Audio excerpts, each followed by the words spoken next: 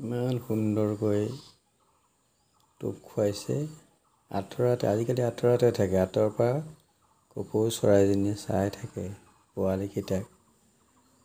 ৰাতি নাথাকে, ৰাতি তেহেঁতক অকলশৰে এৰি দিয়ে, কৰোঁ সাহস দিয়ে অকলে থাকিবলৈ, সময়ৰ লগত যুঁজিবলৈ। এয়া ধুনীয়াকৈ খুৱাই আছে চাওকচোন, ইটোৰ পিছত সিটো। আৰু অলপ দেৰি পিছত তাই আকৌ আঁতৰি যাব, আঁতৰি গৈ আকৌ ৰৈ থাকিব। ৰৈ হয়তো তাই যিখিনি খাদ্য খায় সেইখিনি তাই আকৌ, মইহে ভাবিছোঁ জীৱ জন্তুৱে যেনেকৈ বা গৰুৱে যেনেকৈ ঘাঁহ পাগলে তাৰপিছত হজম কৰে, হয়তো তাইও সেই খাদ্যবিলাক হয়তো নিজৰ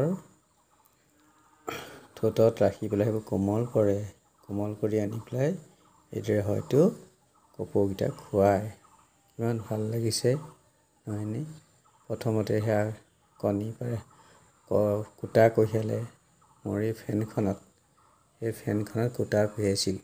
তাৰপিছত এইবোৰ সৰি সৰি পৰে, তাৰপৰা খৰাই এটা বান্ধি দিলোঁ, তাৰ খৰাইটো নৰয়।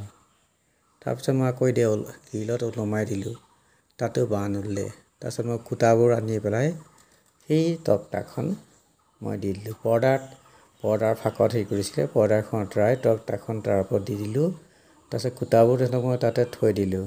তাৰপিছত ঠিক কণী পাৰিলে, প্ৰায় এমাহ দিন তেওঁলোকে কণী উমনি দিলে। দিনৰ দিন তাই ৰৈ থাকে, যেতিয়া হয়তো আমনি লাগে, কাৰ্চিত কেতিয়াবা তাই কপৌটোক কু কু বুলি মাতে, সি আহি পেলাই অকণমান দেৰি সেই কণীকেইটাৰ ওচৰত ৰয়হি। তাৰপিছত আকৌ তাই আহে, আহি এতিয়া উমনি ৰাখে নিৰ্ভয়ে, আৰু কোনো অসুবিধা আমাক দিয়া নাই এতিয়ালৈকে। এতিয়া সেইদৰে পোৱালি কণী ফুটি পোৱালি ওলালে, লাহে লাহে পোৱালিকেইটা ডাঙৰ হৈছে। এয়া চাওক কিদৰে সুন্দৰকৈ তাই পোৱালিকেইটাক টোপ খুৱাইছে। আৰু হয়তো আৰু এসপ্তাহমানৰ পিছত সিহঁতক উৰাবলৈ শিকাব। এয়াই হ'ল জীৱ জন্তুৰ মৰম, স্নেহ, তেওঁলোকৰ ভাষা আৰু মাতৃত্বৰ ভাষাহীন মৰমবিলাক।